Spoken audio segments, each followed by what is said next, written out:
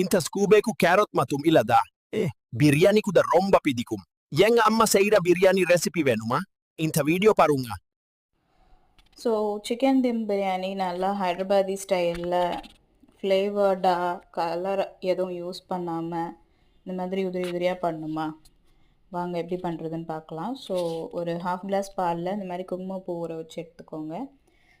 நான் வந்து 3 பேர்த்துக்கு பண்ணுறேன். ஸோ 1 கப் ரைஸ்க்கு ஒரு 1.5 கப் தண்ணி ஊற்றி நல்லா ஊற வச்சுக்கோங்க.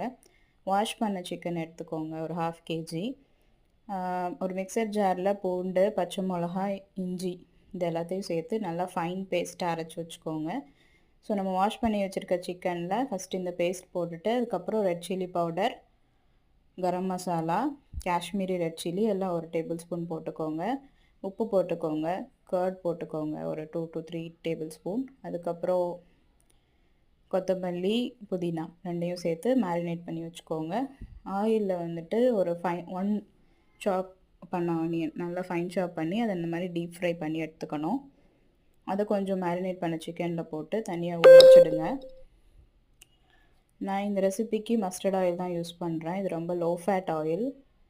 ஸோ உங்களுக்கு ரொம்ப ஹெல்த்தியாக இருக்கும். ஒரு 2 to 3 tablespoon of oil use பண்ணால் போதும். இதில் நம்ம மேரினேட் பண்ணி வச்சுருக்க சிக்கனை ஃபஸ்ட்டு சேர்த்துக்கோங்க. ஒரு 20 மினிட்ஸ் குக் பண்ணால் போதும். இந்த பக்கம் வந்து நம்ம ஊற வச்சுருந்த ரைஸ் இருக்குல்ல, அதை அப்படியே வச்சுட்டு அதில் புதினா இலை, கொத்தமல்லி, அப்புறம் ஃப்ளேவருக்கு பட்டை, லவங்கம், ஏலக்காய், ஒரு ஸ்பூன் நெய் ஊற்றிட்டு ஒரு 60% குக் பண்ணி எடுத்தால் போதும். அடிக்கடி கிண்ட வேணாம், அரிசி ரொம்ப உடஞ்சிரும். ஸோ இந்த மாதிரி ஒரு 60% நல்லா குக் ஆகி வர மாதிரி எடுத்துக்கோங்க. ஃபுல் குக் பண்ண வேணாம். ஸோ இந்த ஸ்டேஜில் எடுத்துகிட்டு வாட்டரை நல்லா ட்ரைன் பண்ணிவிட்டு இப்போ நம்ம 20% குக் பண்ணி வச்சுருந்த சிக்கன் மேலே இந்த ரைஸை போட்டு நல்லா ஸ்ப்ரெட் பண்ணி விட்டுருங்க.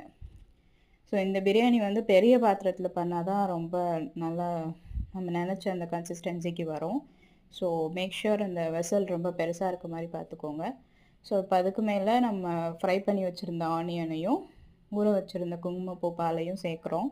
இது வந்து நல்லா ஃப்ளேவர் கொடுக்கும் அந்த பிரியாணிக்கு.